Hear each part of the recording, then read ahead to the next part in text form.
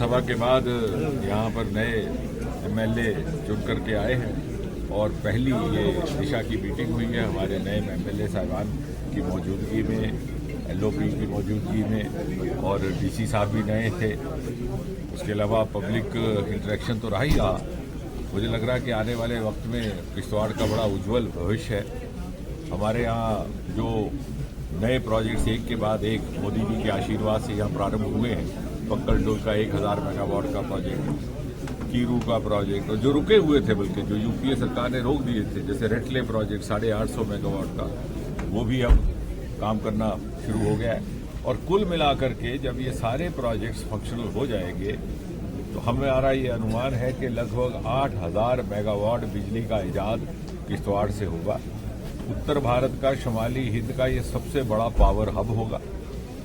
पूरे जम्मू कश्मीर की अगर बिजली की रिक्वायरमेंट 3,500-4 हज़ार मेगावाट है तो किश्तवाड़ उस स्थिति में होगा कि ना सिर्फ ये जम्मू कश्मीर की पूरी बिजली की रिक्वायरमेंट पूरी कर सकेगा, बल्कि बाकी प्रदेशों में भी देने की इसमें सलाहियत रहेगी। इसके अलावा यहाँ पर सैफरॉन का एक नया सैफरॉन पार्क बनाने की भी योजना है।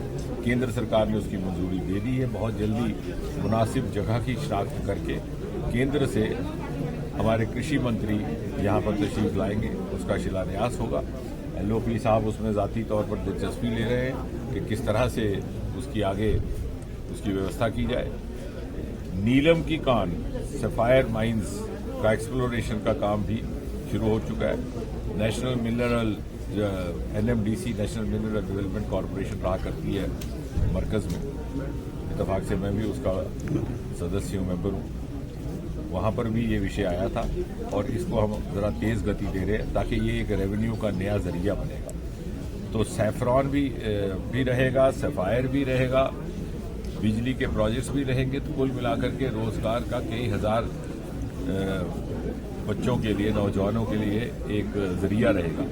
इसके अलावा जो लेवेंडर का हमारा एक कामयाब प्रोजेक्ट रहा है भद्रवा में, और जिसको अब उधमपुर ने भी अपनाया लाठी के खित्ते में, और पास के जो सूबे हैं हिमाचल प्रदेश, उत्तराखंड में, उसको किश्तवाड़ में किस तरह से आगे बढ़ाया जाए और उसको भी एक स्टार्टअप का जरिया बनाया जाए, उसको लेकर के भी आज यहाँ पर मुताला हुआ, उसके बारे में विचार विमर्श हुआ। और चूँकि डीसी साहब भी नए थे, उसको लेकर के वो भी हमारे पब्लिक रिप्रेजेंटेटिव्स के हमरा बैठ करके करेंगे। पीएमजीएसवाई सड़कों की सारी फहरिस्त मंजूर हो चुकी है। मछेल में 2014 से पहले, मोदी जी के आने से पहले, ना बिजली थी, ना टॉयलेट था, ना सड़क थी और ना मोबाइल था।